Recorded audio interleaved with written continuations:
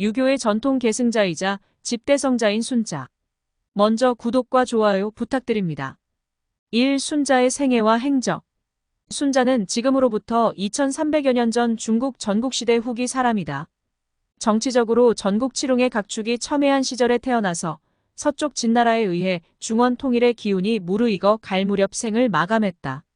사상적으로는 제자백가의 다양한 경쟁이 절정에 이를 무렵 공부를 시작했으며 정치적 이유로는 종횡가와 법가가 우세한 시대였지만 최고의 학자로서 유가의 정통한 계승자로 자임했다. 당시는 공자를 추종하는 무리의 내분이 치열하고 특히 맹자에 의해 공자 사상의 정치적 의미가 더욱 풍부해진 시기였다. 그는 격동의 와중에서 공자의 제자인 자하 등의 학통을 계승했으며 제자백가의 모든 학설을 섭렵하는 치열한 학문적 노력으로 초기 유가 사상의 학문적 체계를 집대성했다. 그의 직제자인 한비와 이사는 법가로 흘러 스승과 다른 길을 걸었지만 후대의 경학은 대부분 순자를 이었으니 성리학으로 대변되는 새로운 신유학인 주자학이 등장하기 전까지 한나라 당나라의 유학은 순자 학설의 절대적인 영향을 받았다고 할 수 있다. 따라서 순자를 읽는 것은 바로 주자학 이전의 유가 사상이 무엇인지를 이해하는 가장 빠른 길이다. 순자의 생애와 행적에 대해서는 자료가 취약해서 상세히 고증할 길이 없다. 다만 다음 몇 가지 오래된 책을 통해 대략적으로나마 살필 수 있다. 고대 문헌으로 순자를 비롯해 한비자 사기의 맹자순경열전, 춘신군열전, 한서의 예문지 등의 순경 혹은 손경에 대한 언급이 있다. 여기서 언급된 순경, 손경이 바로 순자인데 모두 순자의 생애에 관해서는 상세히 기록하고 있지 않으며 기록간에도 조금씩 차이가 있어 신뢰하기 어렵다. 먼저 순자의 정확한 성명에 대해서도 논란이 많다. 사기와 순자는 순경으로 쓰고 있으나 대부분의 다른 책들은 손경으로 쓰고 있다. 여기저기 흩어진 제자백가의 글들을 모아 재편집한 것은 한나라 때였다. 이때 한해 황제 선제의 이름인 순과 발음이 같은 순을 기피하여 손으로 썼을 것이라는 주장도 있으며 고대어에서 손자는 소자와 통하고 다시 손은 순과 발음이 같아 그렇게 쓴 것이라는 주장도 있고 순나라의 후예라는 주장도 있다. 또 순자의 이름이 황인되는 이견이 없으나 경자에 대해서는 자라는 설과 자와 같은 존칭어라는 설이 대립한다. 이러한 주장을 종합하면 성은 순, 이름은 황, 자겸 존칭으로 경이라 불렸다고 할 수 있다. 순자가 언제 태어나 언제 사망했는지는 어떤 역사책에도 기록되어 있지 않다. 다만 후대 연구자들이 근거하고 있는 앞의 문헌들을 종합하여 다음과 같이 그의 행적을 더듬어 볼 수는 있다. 순자는 서기전 336년경 지금의 중국 산서성 의시현 변경에 있던 순나라에서 태어난 듯하다. 이곳은 전국시대 당시 조나라에 속해 있었으며 시기는 조숙 17년에 해당한다. 그래서 순자는 조나라 사람으로 불린다. 유가의 경전으로 공부를 하여 13세 수제라는 소리를 듣고 15 무렵 당시 천하의 학자들이 학문 경쟁을 벌이던 제나라의 직하학궁에서 유학한다. 22살 무렵에는 북의 연나라를 유람하여 연왕쾌를 만난다. 순자의 학문적 위상이 높아진 것은 서기전 286년, 즉 제나라 민왕 38년경에 정식으로 제나라 직하학궁에 들어가 학문 경쟁을 하기 시작한 때로 여겨진다. 제나라 재상과의 불화로 잠시 초나라에 갔다 오기도 했지만 50세 무렵부터 71 무렵까지 제왕 밑에서 학궁을 책임진다. 전병 등 당시 저명한 원로들이 모두 죽자 순자가 가장 연로한 어른으로 대접받았으며 제나라에서 실무부서 없이 자귀를 주는 열대부를 보충할 때 순자는 직하학궁의 우두머리인 제주를 3번이나 역임했다. 제나라 사람의 모함으로 순자는 이후 초나라로 가게 되는데 당시 저명한 재상인 초나라 춘신군은 그를 사방 백리의 난릉지방 영으로 삼으려 한다. 이때 어떤 사람이 춘신군에게 은나라 탕왕은 사방 70리로 주나라 문왕은 사방 100리로 천하를 얻었습니다. 순자는 그들의 버금가는 현명한 사람입니다. 지금 그에게 100리의 땅을 준다면 장차 초나라가 위태로워지지 않겠습니까? 라고 간했다. 이에 춘신군은 순자를 물러나게 했고 순자는 초나라를 떠나 진나라로 갔다. 법과 정책을 추진하던 진소왕과 통일을 향한 내정개혁으로 천하의 명성을 날리던 응후, 범수를 만났으나 왕도 정치를 설득시키는데 실패하여 고향인 조나라로 돌아간다. 조나라는 그를 상경으로 대우했고 순자는 효성왕 앞에서 왕실 군사문제 전문가인 임무군과 군사문제로 논쟁을 벌이기도 했다. 어느덧 80이 다 된 때였다. 한편 초나라에서는 어떤 유색액이 춘신군을 설득하고 있었다. 옛날 이윤이 하나라를 버리고 은나라에 들어가니 은나라가 천하를 다스리게 되고 하나라는 멸망했습니다. 관중이 노나라를 버리고 제나라로 들어가니 노나라는 약해지고 제나라는 강해졌습니다. 현자가 있는 곳에서 군주가 존경받지 않은 적이 없으며 나라가 번영하지 않은 적이 없었습니다. 지금 순자는 천하 제1의 현인입니다. 주군께서는 어찌 그를 사퇴시키셨나이까? 이에 춘신군이 다시 순자를 불렀으나 순자는 신랄한 풍자가 담긴 답신을 보내 사양의 뜻을 분명히 했다. 그러나 거듭된 정중한 청을 이기지 못해 다시 초나라로 가서 난릉령이 되었다. 이 무렵 한비와 이사가 순자의 문화에서 수년간 공부를 한 듯하다. 탁월한 재능에 비해 말이 어눌했던 한비는 고국인 한나라로 돌아가 국가개혁을 위한 이론에 몰두했고 재능에 비해 야망이 컸던 이사는 서쪽 진나라로 가 청운의 꿈을 불살랐다. 순자의 나이 98부로 추측되는 서기전 238년 춘신군이 살해되고 순자는 난릉령에서 밀려난 뒤 수만 자에 이르는 저수를 남긴 채 눈을 감았다. 그는 난릉에 묻혔으며 대대로 난릉 사람들은 순자의 학덕을 본받고자 경일한 자를 취했다고 한다. 순자는 평생을 학문에 매달려 제자백가의 사상을 집대성했고 중국 통일의 기운을 몸으로 느끼며 현실 정치에 접목할 수 있는 유학의 새로운 틀을 구성해냈다. 그러나 애석하게도 통일 제국의 이념적 토대가 된 것은 오히려 그의 제자로서 법가를 기치로 내건 한비와 이사였다. 순자의 학문적 성취가 진정으로 구현된 것은 아마도 그의 사후 수십 년이 흐른 뒤 한나라에 와서 유학이 정치 이데올로기로 자리 잡은 뒤이다. 이 순자에 대한 기록. 순자의 신상에 대한 가장 자세하고 신빙성 있는 기록인 사기의 맹자순경열전은 순자가 유가, 묵가, 도가 등의 학설의 장단점을 분석, 종합하여 수만 자의 주장을 남기고 죽었다는 사실만 전할 뿐 어떤 글이 있었는지는 언급하지 않고 있다. 한나라 때 국가사업을 맡아 전국시대 서적을 정리한 유향은 손경의 책이라는 이름으로 돌아다니던 322편의 글을 정리하여 겹치는 것 290편을 빼고 32편으로 확정하여 편했다. 그리고 손경신서라 이름 붙이고 서록을 썼다. 순자가 죽은 지 200여 년 만에 단행된 유향의 작업이 모두 사실에 기초하고 있다고 믿기는 어렵다. 우선 사기의 수만자라고 했는데 유향이 교정한 손경신서는 10만 자를 넘기고 있으니 후인들의 위작이 많이 스며들었을 것이다.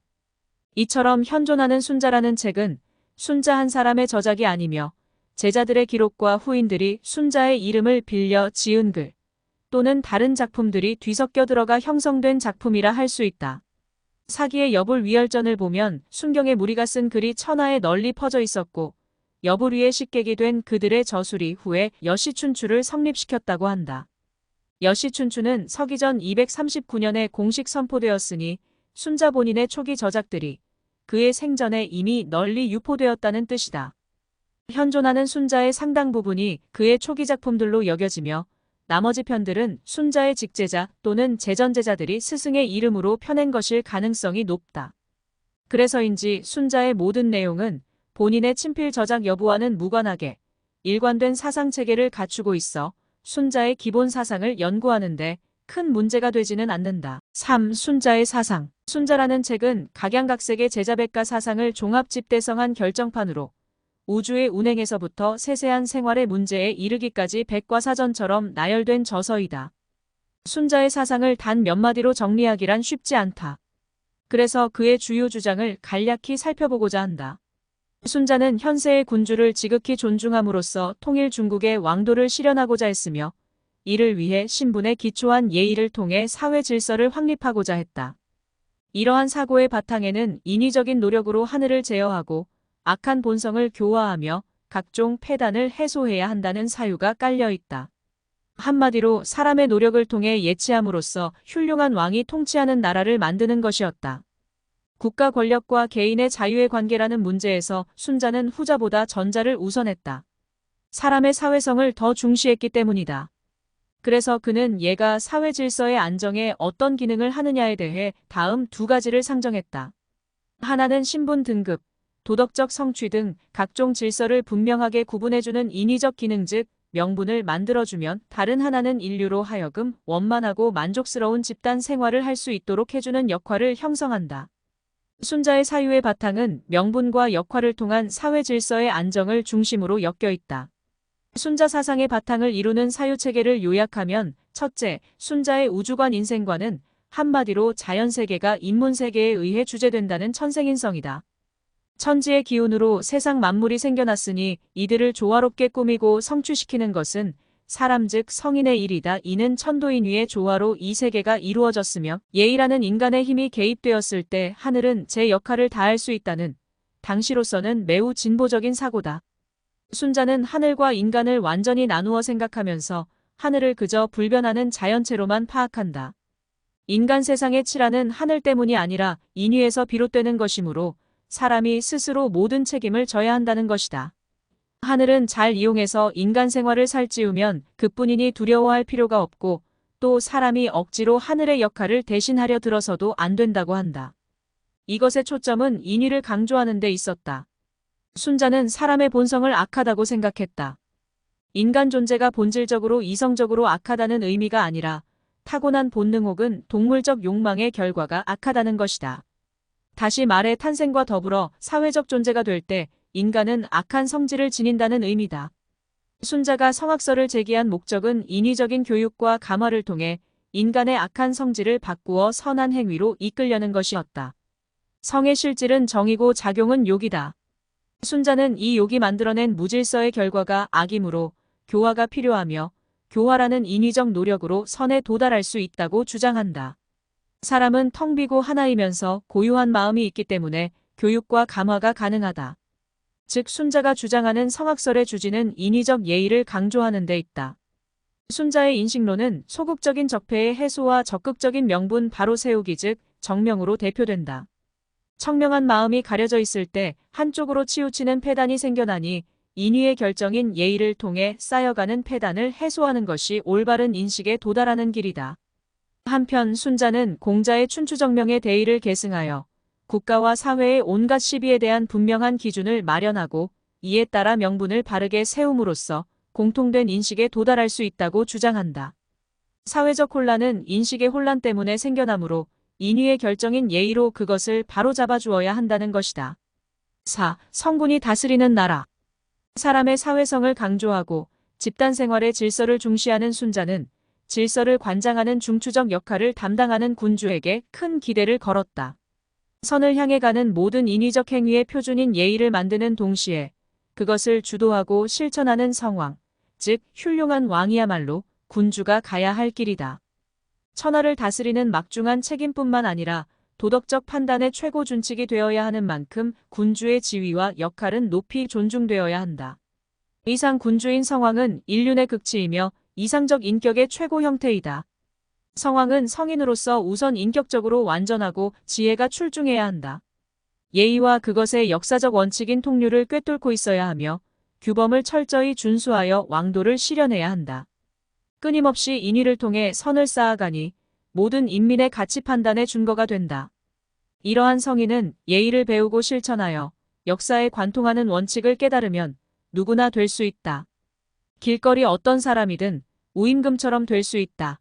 바꾸어 말하면 위대한 군주가 된 사람은 그러한 인위적 수양을 이룬 사람들이다. 잘 다스려지는 나라란 인민들이 성왕의 인위에 복종하면서 사는 나라를 말한다. 군주의 권위나 권력을 따르는 것이 아니라 즉 인위의 결정인 예의를 따르는 것이다. 따라서 왕위를 물려주는 선양의 행위는 있을 수 없으며 예의를 실천하는 성인만이 당연히 자연스럽게 왕이 된다. 모든 인민이 도덕적 판단의 최고 준칙으로 삼는 자가 바로 성왕의 지위를 누리지만 그렇다고 그들이 반드시 현실 사회에서 국왕의 지위를 얻는 것은 아니다. 객관적 조건인 군주의 세력이 있었기에 폭군인 거림금과 주임금은 성인이 아니었음에도 주지육림 같은 무소불위의 권력을 휘둘렀고 공자와 자궁은 모든 인민의 도덕적 판단의 최고 준칙이 되었으나 세력이 없어 어떠한 현실적 권력도 행사하지 못했다. 이와 같은 현실적 한계 때문에 순자는 기왕의 세를 얻어 군주가 된 사람의 정치적 영향력을 인정하고 왕도에는 미치지 못하지만 믿음을 강조하면 법과 인민에 대한 사랑을 실천하는 패도를 긍정하기도 한다. 어떤 상황이든지 인위적 노력만 기울일 수 있으면 예치 사회가 가능하다고 보았기 때문이다. 현실 사회에서 군주는 통치를 하면서 반드시 예의 통류의 강령을 준수해야 한다. 구체적으로 공평무사해야 하고 관직을 조화롭게 배분하여 덕과 능력에 따라 어진 선비들을 골라 써야 한다. 특히 백성과 군주 사이에서 교량 역할을 하는 재상을 제대로 선정한다면 군주는 패도를 넘어 무위의 정치를 행할 수 있는 왕도에 이를 수 있다. 신하의 도리도 마찬가지로 외제적 규범인 예에 준거하여 위로는 왕을 보필하고 아래로는 백성을 사랑해야 한다.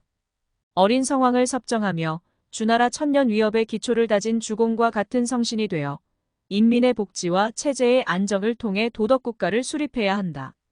5. 예로 다스리는 나라. 공자가 문을 연 유가의 이념은 자기 자신을 이기고 예를 회복해 인이 구현되는 사회를 만드는 것이었다. 맹자가 인간의 내부적 주체의 발로를 통해 자신을 이기는 극기의 길을 걸었다면 순자는 외제적 사회 규범을 통해 질서 있는 사회를 복원하는 길을 걸었다. 순자는 예의야말로 도덕적으로 완벽한 질서를 구가할 수 있는 매우 구체적이고도 실행 가능한 규범이며 역사적으로 성왕의 나라에는 예의의 대원칙인 통류가 흐르고 있다고 생각했다. 순자는 역사적으로 관통하는 예의 원칙이 지금의 정치권력에 반영되어 모든 인민들이 그것으로 예의 구체적 행위를 유추할 수 있다면 그것이 곧 가치관의 표준이라고 생각했다. 전설 속의 성왕이 아니라 현실의 도덕적 군주가 표방하고 누구나 동의할 수 있는 치국의 강령이라면 그것을 본받아 치세를 이룰 수 있다는 것이다. 순자는 그러한 도덕적 군주를 후왕이라 불렀고 예의를 치국 강령으로 삼았다. 좀 더 구체적으로 순자는 그가 처한 왕조인 주나라와 주공을 따르고자 한 듯하다. 왜냐하면 너무 오래된 이상은 상세하지 못해 쓸모가 없고 주공의 치국 이념 속에 관통하고 있는 보편적 법칙이 선왕의 예법을 충분히 반영한다고 생각했기 때문이다. 물론 순자가 예의에 통달하는 외부적 수양만을 강조한 것은 아니다. 그의 악론을 보면 내성 공부의 중요한 일면으로 심성을 둬야 하는 역할을 매우 중시하고 있다. 즉, 예의로 교육과 감화를 행하여 훌륭한 나라를 만들려면 예를 통한 외부적 절제와 더불어 음악을 통한 내적 덕성을 조화시키는 것이 중요하다고 생각했다. 목적이 교화에 있었으므로 예약은 수단이었지만 백성의 욕망을 적절히 만족시킴과 동시에 신분에 맞는 분수를 지키도록 적절히 절제시키는데 예약의 기능은 매우 중요했다. 절제를 통한 만족이 순자가 주장하는 예의 양육 기능이며 만족을 위해 절제함이 예의 분별 기능이다. 교화를 통한 질서의 확립이라는 정치적 목적에서 가장 중요한 역할을 하는 것은 역시 사람이다. 그래서 순자가 말하는 예의치국의 핵심은 항상 다스리는 사람에게 모아진다. 어떤 통치 이념이나 법제가 있느냐보다는 어떤 사람이 그 원칙을 사용하느냐가 중요하다는 것이다. 사람을 중시하는 인문주의자라는 점에서 순자는 분명히 유가 사상가였다. 하지만 실제하는 군주들이 도덕적이지 못할 때는 어떻게 할 것인가? 선왕이 제정했다는 절대적인 예의의 근원은 무엇인가? 자유로운 인간 정신으로 예가 수정 또는 보완될 가능성은 없는가 등에 대한 구체적 해답은 순자에서는 얻기가 힘들다. 이런 상황에서 예의라는 절대적 가치 기준만을 강조하는 것은 자칫 절대 권력을 소유한 통치자들에게서 통치의 편의를 위한 독재의 도구로 흐를 수 있는 권위주의적 가능성을 내포하고 있다. 그의 제자 한비와 이사가 스승의 예라는 글자를 법자로 고쳐 법가를 대표하는 인물이 된 것은 우연이 아니다. 6. 순자의 그림자. 전국시대 후기에 활동한 순자는 제자백가라는 위대한 사상적 성취의 결과들을 모두 섭렵할 수 있는 환경에서 살았다. 순자도 공자와 마찬가지로 특정한 스승에게서 배우지는 않았다. 많이 읽고 체험하고 고민하면서 독자적인 사유의 세계를 형성한 것으로 추측된다. 사기에는 맹자가 자사의 제자에게 배운 것으로 명시하고 있으나 순자에 대해서는 상세한 기록이 없다. 순자의 내용을 보면 그가 주장의 근거로 제시하는 것이 대체로 서경과 시경에서 인용한 문구이고 곳곳에서 중리, 즉 공자와 공자가 왕이 될 만하다고 칭찬한 제자 자궁을 극찬하고 있어 유가의 학통을 계승한 것으로 보인다. 공자의 문화생은 크게 내적 성찰과 심신의 수양을 중시하는 증자, 자사 등의 분파와 외적 형식과 공공의 예의를 중시하는 자하, 자유 등의 분파로 나뉜다. 자궁은 내부 덕성과 외부 행위를 동시에 강조하는 공자의 제자이나 행적이 잘 알려져 있지 않다. 순자가 그의 제자의 문화에서 공부했다는 증거는 없다. 또 권학에서 시작하여 요문으로 끝나는 책의 편제나 구성에서 순자는 상당 부분 논어를 모방한 흔적이 짙다. 결국 순자는 유가의 경전들과 공자의 주장을 학문의 바탕으로 삼았음이 분명하다. 또한 제자백가의 경계가 불분명하고 구체적으로 특별한 학파 조직이 없어 학문 간의 왕래와 취사 선택이 자유로운 시기였음을 감안하면 말기에 출현한 순자도 분명 다른 학파의 학설을 광범위하게 섭취했을 것이다. 그는 법적 경향이 강한 제나라 직하학궁에 유학했으며 그의 혁명학은 명가의 영향을 받은 듯하고 지식 방법론에 대한 조예는 묵가의 영향을 받은 듯하다. 또 인간의 본성을 설명하기 위한 마음에 대한 생각은 도가의 서적에서 자극을 받은 것 같다. 그가 철저히 배척한 것은 음양오행 사상뿐이었다. 이렇게 유학자이면서 제자백가의 장점을 비판적으로 수용하여 일가를 이룬 순자의 학맥이 어디로 연결되었는지는 지금으로서는 밝히기 매우 어렵다. 제자백가를 학파로 구분하고 따로 학맥을 설정하여 설명하는 경향은 한나라 때의 일이니 전국시대 학자들과는 무관하기 때문이기도 하고 학문 간의 넘나들미 심해 주장이 문제될 뿐 학파는 중요하지 않았던 풍토 때문이기도 하다. 천하를 주유했고 학문적 위상이 당대 최고였던 순자이고 보면 분명 학맥의 계승자는 대단히 많았을 것이다. 진나라의 천하 통일에 결정적 공헌을 했던 이사와 한비 외에도 전국시대 말기에서 진나라를 거쳐 한나라 초까지 유학을 이은 사람은 거의 순자의 문화생이거나 그의 재전 제자가 주류를 이루었다고 알려져 있다. 특히 유가 경전의 전승과 전파에서 순자가 미친 공헌은 지대했다. 오직 유가 사상만을 국가 이념으로 존중한 한무제 이래 한나라, 당나라 유학이 사실상 경학이었음을 고려한다면 유학사에서 순자의 위치는 대단히 중요하다고 하겠다. 거의 모든 유가 경전의 전승이 순자와 크든 적든 관련이 있기 때문이다. 이렇듯 순자는 공자와 맹자의 계승자이면서 유학을 집대성한 위대한 사상가였다. 구독과 좋아요 부탁드립니다.